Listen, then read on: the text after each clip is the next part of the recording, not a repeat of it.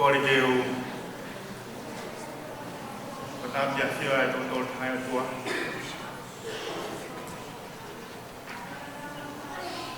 Tapia away. Faifekau. Faifekau senyari. Hari kita namai Kauika. Kota Pension Masani. Dan mereka Mafi ne otikian.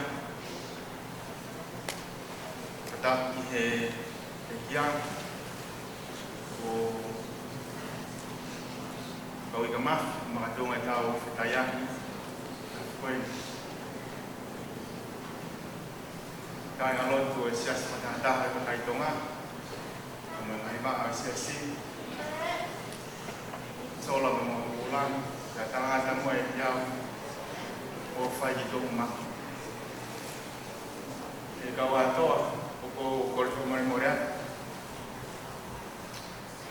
o tu pakai foto mo bela ya Maake dan mau dia masa ni, family tamaya Faiva ni kalau tu, tapi kau ni amat tak off, mata kau. Pokok tu mereka kau sekarang yang main dari kita, Faiva di nuat ni. Ai po kwa ko ba bi fineki to yung fulmawa pe de la mai ko ma de ko ha ba ai off digai ngal ye ya mo ngai fo nga ko de mo ki na ke ko to fa ko to bien Faiva ko kawatama ki ka pa lagi di Uniting Church di Sydney ya okay, ni big time no que along se que fine aqui da pouco que sai gamare por mo que time no que o cato ai fato mira ai Lotu masani ka ma fa ni mangau ono fulu mahi va kin bes e toro tau ki me ai ma kaya ko fa asia ta kama en fa ha ke ka wa Itu kuat kesana itu.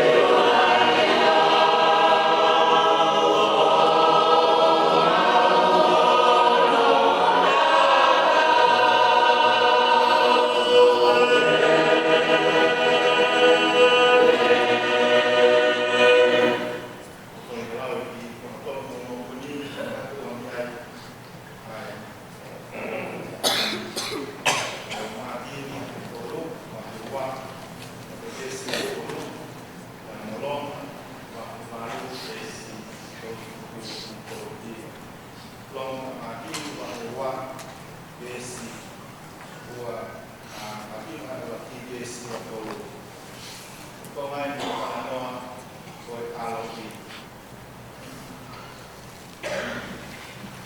pakai efeita mai ka ko tele alo katan pendidik pahimo aia ko Manuela aia kono na ko tele ka tolo ai ko tua Seria Paulo kai Roma pahe kono balu besi tolo fu tu tolo lima ikai ka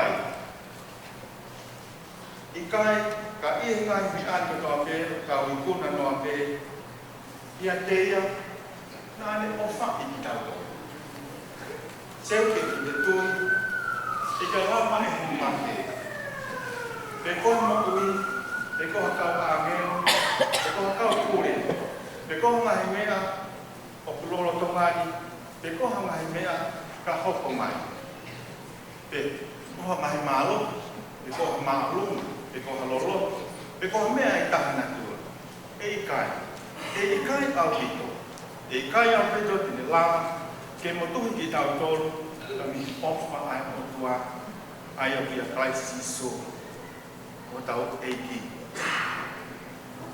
tau Lotu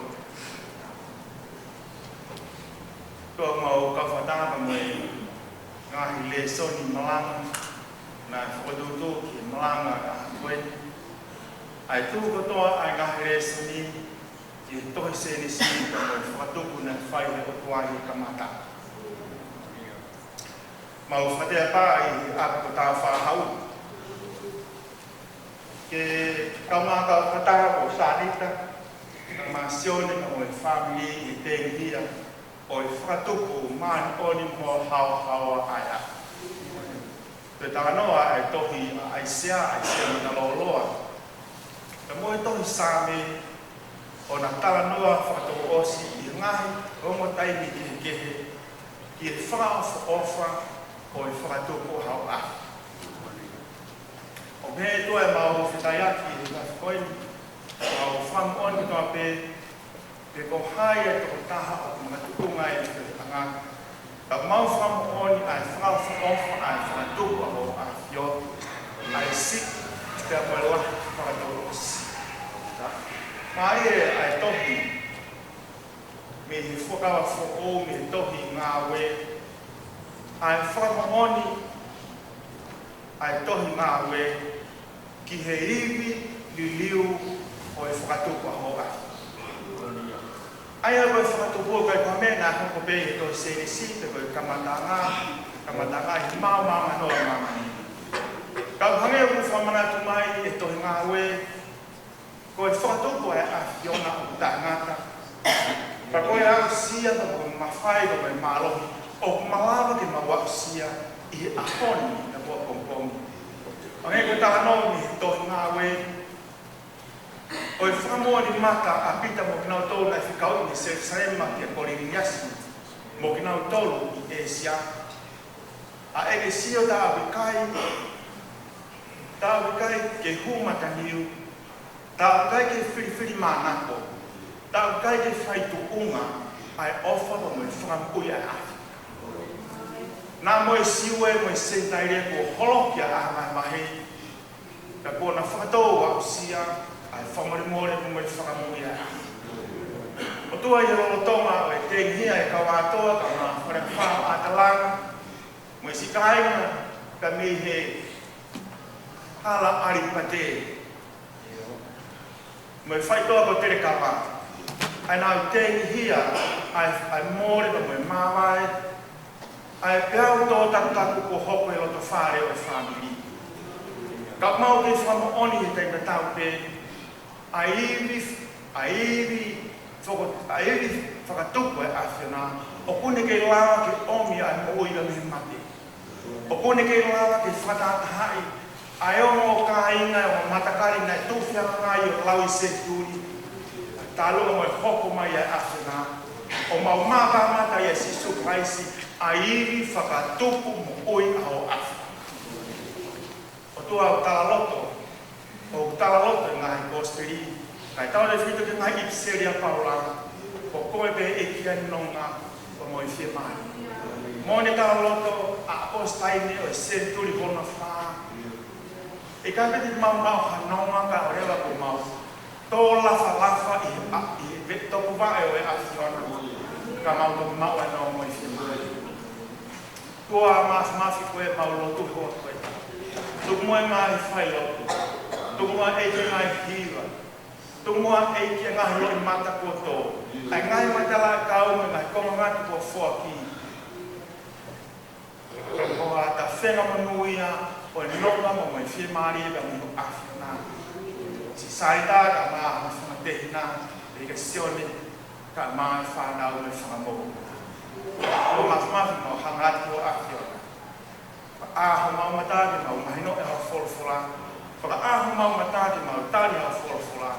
Aho mau matagi e mau mahino mo mui a hao wholwhola. Mau kore kutoa pēdi koe sisuna biako mai. Ka mau kaloto e mau behe. Koe mau tamai o behe mai.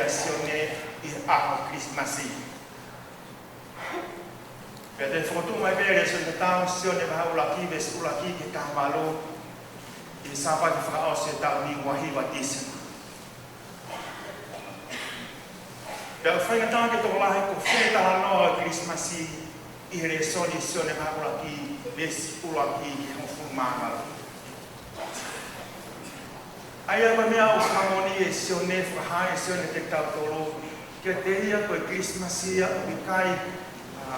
obikai poha pepe I ai amakai o tanu. Ko Christmasia obikai fikau akia ka me kau tau sipi.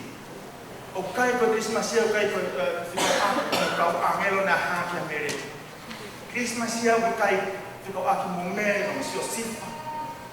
Ka me kau maki na fono mai sio bare bare ta e takaki ai alo sisu. Kai tokanga sione ke kumwaki mai ai mo oni whakateo sia koe Christmasia sione mai ula kibe son fulmafa pera hoko mai a kakano koe tangata kakato o ne fotu no tangata kakane kau koe hoko mai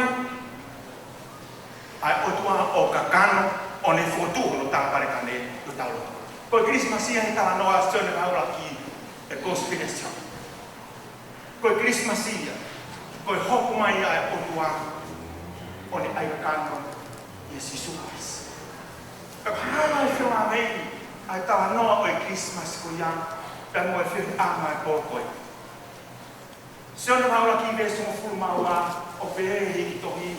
Da ko na to na na ma ya. Per al tui de te ya na ne fama fai na to na ko ko fa na ai. Ai ka me to ka questione koe taipuka koe te tari ko asi te tari pa te tui ka sisu mai si koe eki pa moe whanmo ui ko te kato mai ki te Christmas. O i keiko kei hoko mai pe ai o tua koe ka kani e sisu mai si koe mama pa moe mo nia pa moe hama. Ka henga tau konga o e Christmas he tala no asio te. Ulaki koe hoko mai a fola o ka kano e sisu. Pia tupe hei. O tama e sone mau ki beso fulma wa mo sone la hawa wa beso tomo fulma ta ha o tomi e ni ko hi o e ko tabe tu ni ki tai de au o sisu ani saya mo alo e tua mo hi o na mau e fa ko i mo fa mo ri ai ta henga ta o Christmasia o mana ki ngau e ko e ka ta ha New Farm Limited down the road. New Farm Limited, koe atu te koe a pausā hema, nau ngau e tā whi. ko chemist e na ole ko Fakaeiki ko mea whai na taa au no whakai ai ka o ngā au e production line ke ngā au e ngā whai tok ni ngā ngā e whia mak mai ngai o ta ka te wako hua tuai ko Fakaeiki ko osa ko ota ka mai he ka mea boss ahone is Friday, it's Christmas Day. I Christmas Day, I fly to Koni, we fly to Hokomai at Christmas Day, we fly to Hokomai at Christmas Day.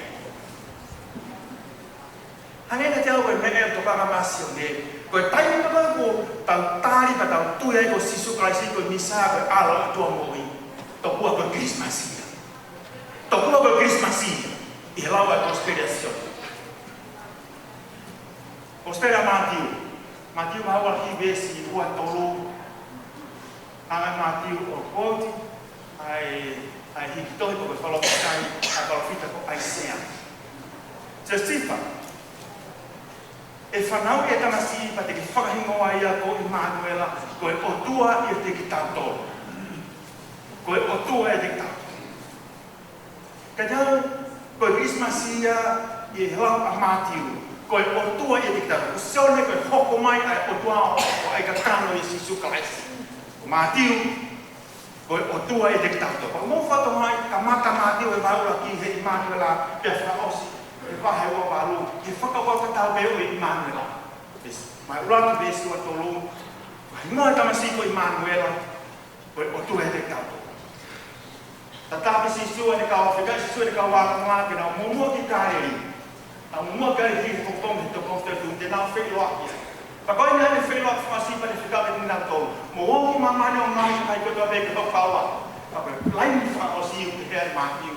Pea tera kia te ki potolo makua i pe wak mga taama mame. Pahe ula kia i Emmanuela, pahe ua noa ves tō noa ma tō ka, pahe ua walu ves ua noa, tahi wama ua noa, pea te kia te ki potolo makua i peo taka. Sela ka ma seone pa mai whamiri, ko loto peke tōka e pōpua ka te potolo, ko more i ka mai.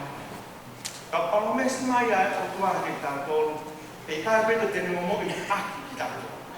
Ka tene whanonga mo ki tau tolu e koe otua mo Emmanuela koe otua e te kata. O singa tāpiri ai, hoko mai ki ukawa i ui a Paula, apostol ka Paula, i hala ki Damaskusi. Pene ni riu ai o hoko a Paula koe apostol, koe a konga Sisu. Mahe whalu koe si tolu fitu ke tolu whana a pulau, o whamponi ai a Paula ke whakapauta tau o Emmanuela mo i te tautau e o tua ma o e reo tahi. Hea ai Paula, e kai mo mea te le lana e whakamau i whamawai ki tautoro, te mi te ofa taisi. Nā mo mata. Nā moha mo fia rotoa hoko i semi. Nā moha lana a ko wholo e lana a Australia, New South Wales, lai hake ni tapu tahaua. Nā moha lana a. Nā moha uhala. Nā kosi te koe, nā toa flat ki Queensland. Pena mate ai whakapolu whamakatapu o laka hake he toko ono kiu. Queensland alone, more than 600,000 cattle, livestock. Nā mate. Te haina tau, he rere mai halava o whakaukau, te palomesiko ni a tua e whaula. Nā moha mate, nā moha honge, nā moha lana a, nā moha na whamamaka ma mi tarai o mui whae. He i kai a pito tene lama, ke whamamai ki ta tōru ni o whakaraisi. Whakaukau i Manuela, koe tua e rikta. Koe whakaukau i rā sione, koe hoko mai ai o tua, o aika kano, o ne whuatu ono tāpai ane i tau loto. Koe e tau amanaki anga, sarika tau mai whanau o mai whani. Ea mai ongo, me tau aika ngā, me tau sifa whakahe māmai, ka tau whamaoni mo mui ka o tua, koe tua o Emmanuela, koe tua o hoko mo aika kano, e Sisu Christ, koe tua o Polones mai, e kai mo hete ne lama o whamawai ki tau tolu, te mi ofa Sisu Christ. Tau me ke la mari e o tua si whanau ka mai whanau kuna, tau whanau e ko spere a māki o tau koe. Tu ke tau whanau o me kōwak tau manoho mai e ki o si si e kospega Mafi e te potolo ai Manuela ko e tua e te tautolo. Amen. Kore tau o se tau fai Lotu ni mangau whangafulo mani Kristiane o ai Lotu City nea moho moa suma mahini tau holo to lahi to ko i fia ke satai bea satai e ki waya.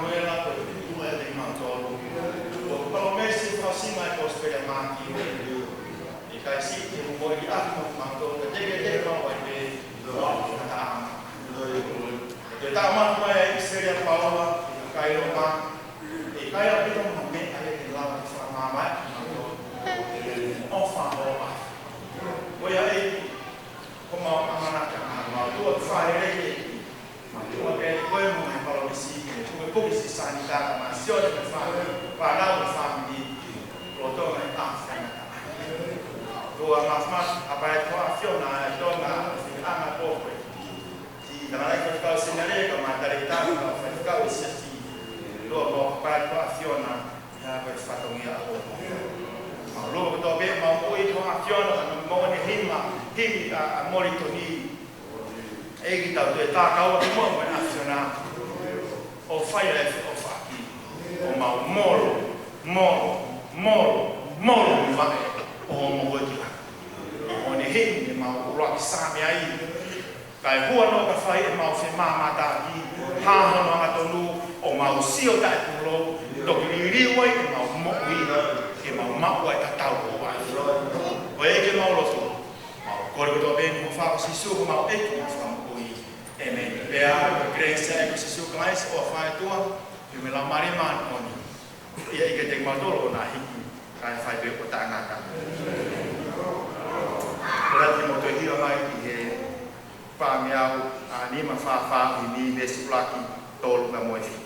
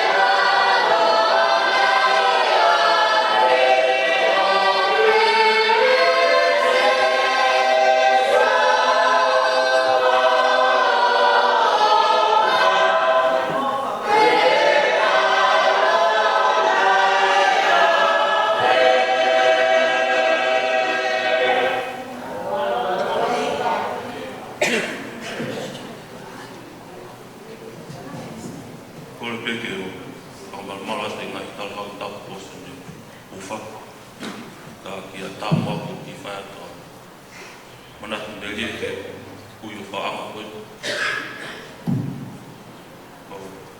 Imo ki ai o kalatu ki ko hai o. O ki wako mili no ai tau tu po. Koe whahalahi tahau e whanau sina. E kua o pe koe lahi tahe panga moko kuna wakau.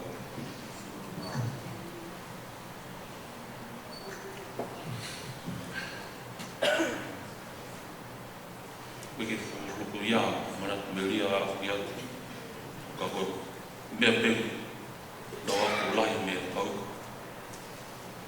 Koe mau pea mea ka whua. Koe kou sio e tani lahi. E lahi anga ni whaki ana I hene. Ki whangamako puna I hene o tahi. Pe koe pea o wapolahi e kou sio pe taimi ki whanga te whawhino I whanga toko na hengi tani ko palata ka whuaki pe. Pe koe iai Kauika ko mate e whangai ki koe. Malo ko tau. Mai au o tangata ka mako toko o whanga te whawhino. Toka e no ko whalata ki koe. Malo.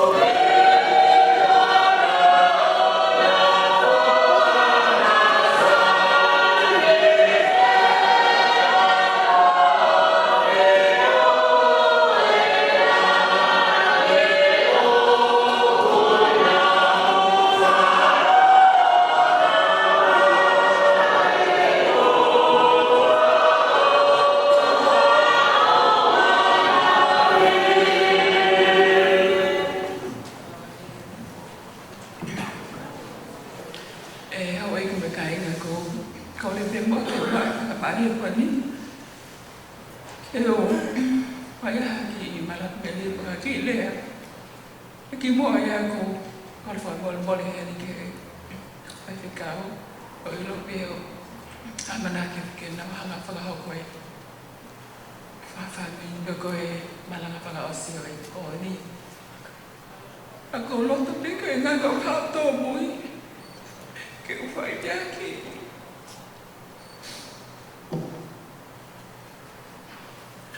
Ka ko ai o fa ta na te ki no te hino. Aqui moia, garro da piel, com vinho, que sai a tatu. Vea que o fifinel, devido a cerimônia, matava. É meu sessiane. Mulher mãe, me sou lexiu, tá?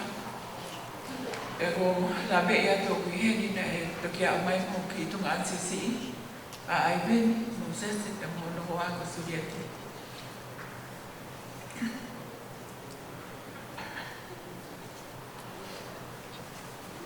O corpo mole pe cadê o motor com toda a água que botou ali acabou então a bem eu fiz mas que tá bem me fani mas que tá senhor que tá mais coisa então bem mamãe a tu que América e filho Nima então senhor Mas quando ele pegou a água, foi mole que dei eu.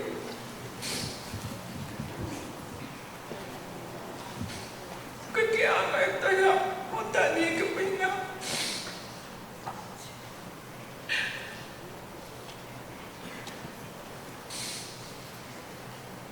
Aquilo lá vai, também daí que eu ha, que eu mulher é bem muito que tu ane que o livro foi fogo mais ficar aí eu fiquei todo tarde e tá o posi nem bem nem bem né fala aí o tu ane lá aí que mau ler mais mau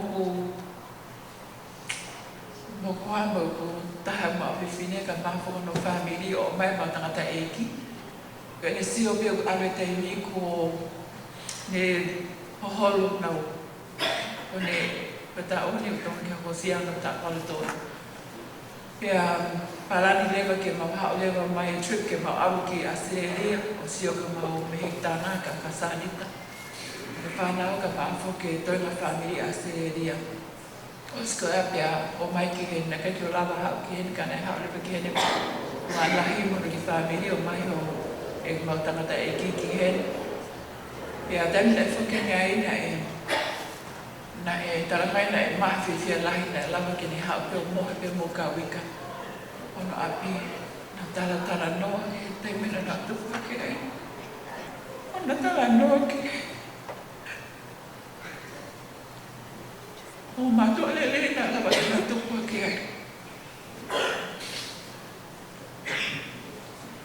ko família ko ki whanau a te vita cerimani ko fika ni mai e whanau se ne maftahau whaka mo se la tutupo me eleva hoku honga ale lahi o te vita moheni na e whahingoa ne ana peni ake ki hono tunga ane ko moheni na Faifekau Faifekau ia te matolu ko paleti malia me mo fini o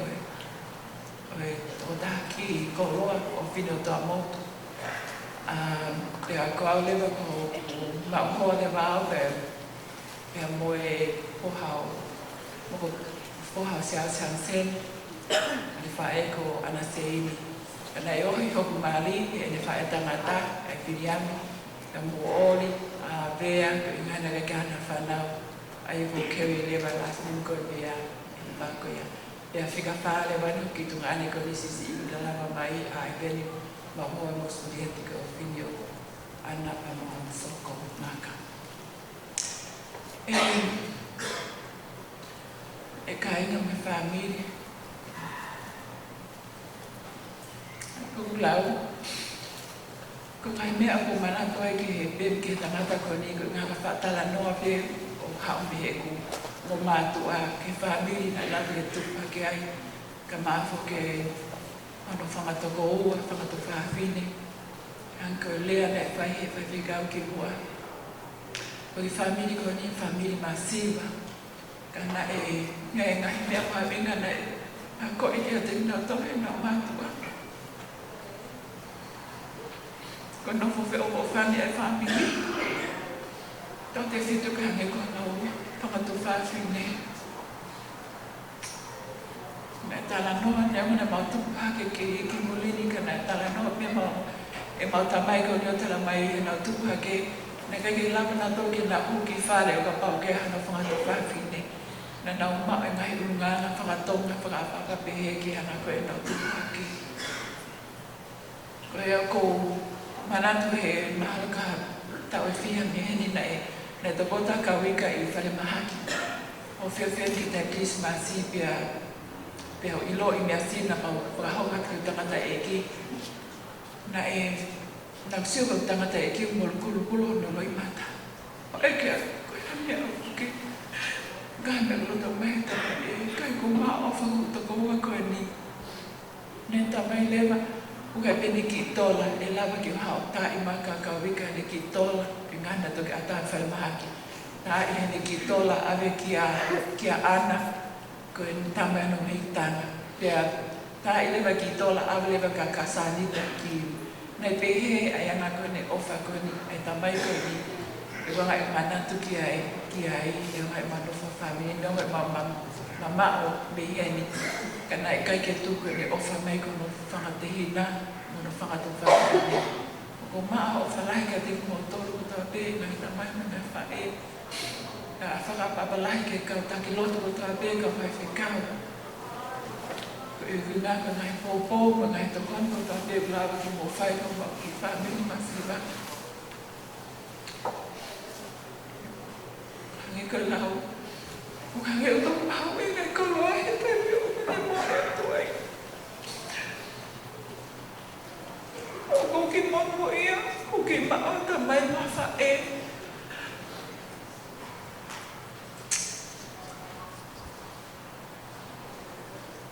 Nea mea o mau hoa, maa whanau. Ka au puna ki iongo kia. E noa leo. O mau inga, ngai ako na ki ulawa tau. Kia te o, he ngai whatongia o pagahauka o ka whae. O mau i lena o whalai, ke o whangamehitanga, ka kasanita, ka mafu, ka nere, o reilan. Nei ko ki ofi whina whika wā, o whahingoa ke anti sisi i ka reilan. O mau o whalai ka te ia, ka mafu ka whahu, ka loloma, maloa, pito loloma, o lama ke ke whakopoma. Ko inga ko ofa ke ankolo ko ni. E pehe fuki whamata mai, ko i loke ka sani Mafi, o te iri whilak moe, lau tau tau mai pia nai, ko maa whalai ka sani Mafi, a pehe fuka puasi. Pa te mo tono ko toa pia, kai ki whanga, o la be ki mo tono na whamire. O tangata e ki ko maa o whalai ka te mo tono na ko toa pia, pa ko pehe pia ki lea ko whai, maa